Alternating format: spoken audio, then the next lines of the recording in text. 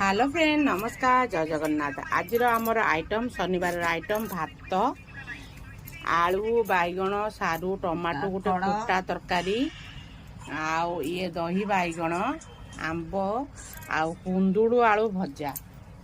तो ये मो सासू मम्मी खाऊंती भल भाव देखु फ्रेंड आउर भी फेवराइट दही बैगण बैगण झोल ये आउ तो मो सान पुओ खाऊची। तो मुझे देखनी जदि यही सब आइटम आपण मान घरे खाऊे ताले निश्चय मते कमेंट करेंगे और लाइक करेंगे।